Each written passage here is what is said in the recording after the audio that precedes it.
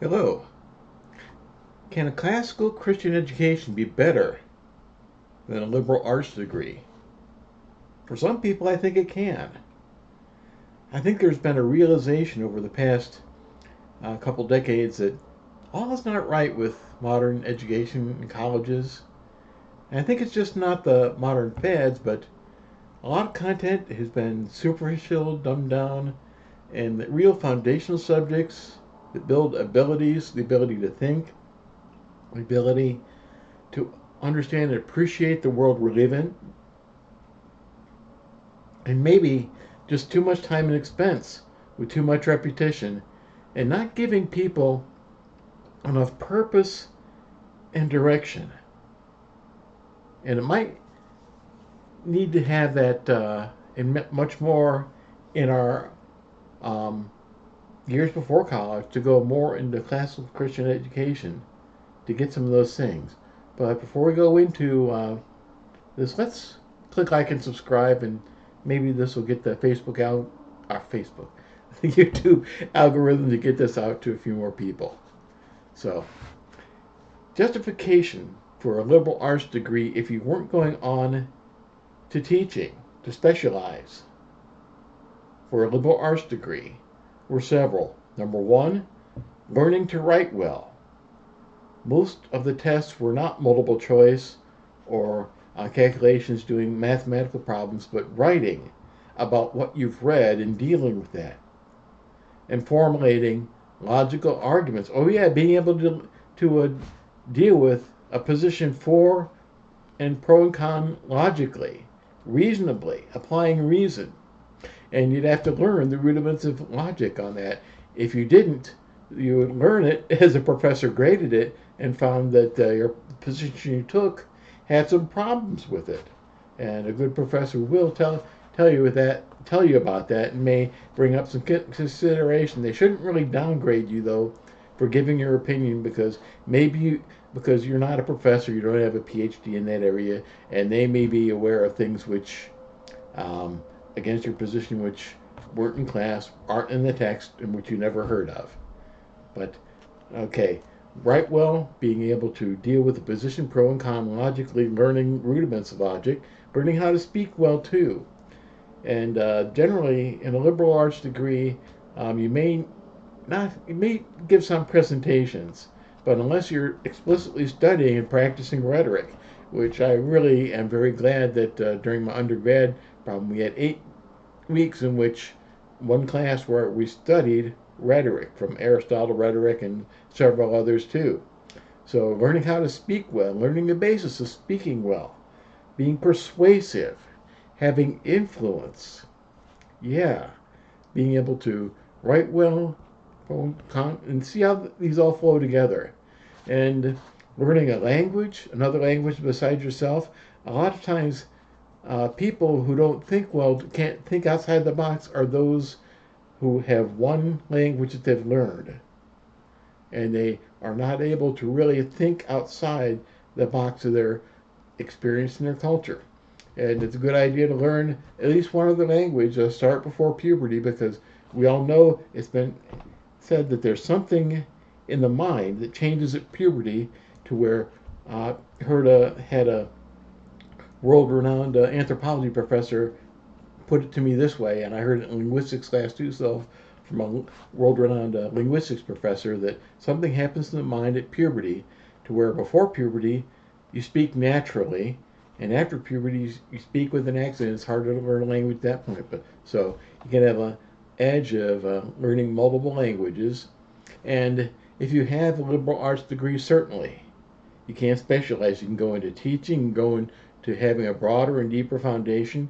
Usually, with a lot of liberal arts degree, but beyond teaching that subject, there aren't a lot of career paths there. And that was actually explained to me when I got a classics degree back.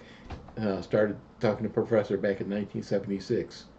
But all these things you can achieve and make considerable progress in your life on them if you're uh, with uh, someone from childhood onward, before having to go to college, or even having to go and do vocational training, if you really are following a classical Christian education. They're doing what's advertised within that program. Liberal arts degrees, bachelor's to doctorates, they can be more for teaching, graduate school perhaps. Again, I have been saying myself that college is not for everyone, that people who don't want to go on to STEM degrees, specialization, or to teaching should really take another look at it.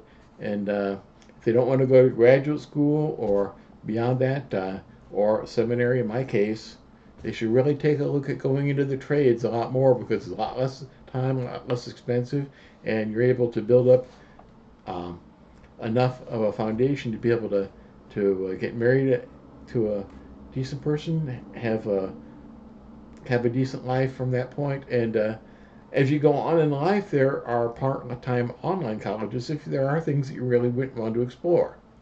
So the cons to this, I tried to think of some more, but there are basically three cons I can think of to this situation. Uh, when you read classical literature as you mature, as you're becoming an adult, the insights may stick better. If you're um, childhood to early adolescence and so on, some of the things that are being said in classical literature may not really stick very well. You may not be able to identify and understand with them. But again, a lot of things like drama and epic like that. Oh yeah, Xenophon, the Nabosis. Oh yeah, those will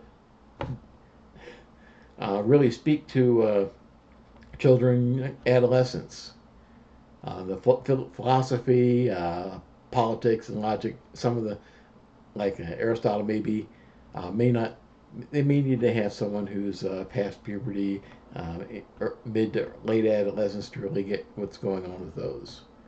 But you should be able to have a reasonable discussion from the time that you're early adolescence and be able to maybe later want to learn more and grow deeper, not just simply repeating the same thing over and over again, but learning alternatives to maybe the works that you've gone into, maybe people who like if you are reading like Abraham Lincoln, maybe read some of the things that Stephen Douglas said their debates, things like that. Go on and be able to deal with both with multiple sides, not just two sides in many discussions, but sometimes five or six that you may need to think about. And there's could be a problem also that and if an over familiarity with classical literature and philosophy, Alan Bloom noted that in Closing the American Mind that some of the European students really, by the time they got to college, is kind of old hat in some of the works. And yeah, if you're having to repeat the same things, I think if you have a subject in a classical Christian education, consider seriously trying to see if you can test out or to be able to qualify for a more advanced class in that subject or something like that. But you really shouldn't be looking to repeat basic survey content over and over with as you're getting into college. That would be the second con. The last con would be maybe if you're going into some of the things in classical Christian education, some of the subjects, they may draw you onto false trails that may be you're thinking you want to go into teaching, but as you start to learn the subject more, maybe I want to go into business. I want to go into learning engineering or something like that. False trails, but basically the things which were advertised to me as part of the benefits. I don't want to say advertised because that I don't think the people that told me these things were trying to be deceptive or manipulative to me at all. But they learning how to write well, argue, deal with the position logic, and speaking well, being persuasive, learning languages, and so on. That can be a real foundation for changing direction in life. I found that as the time came that I wasn't able to continue in vocational ministry anymore, the logic and being able to deal with things in logic and also mathematics that I had, that set me up to be able to learn and be able to have a background for almost 30 years in software development. So I just leave this with you not with a definite yes, no, or there's more of a maybe, but some things to consider.